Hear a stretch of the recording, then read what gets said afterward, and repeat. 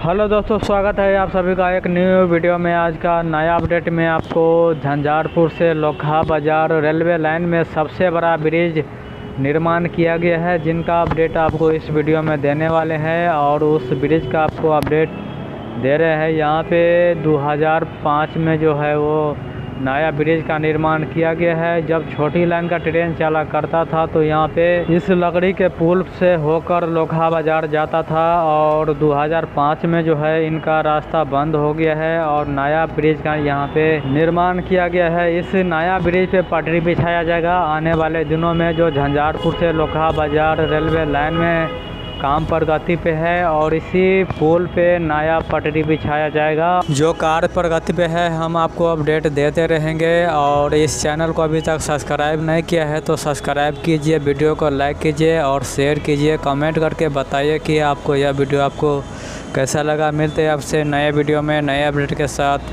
धन्यवाद। जय हिंद।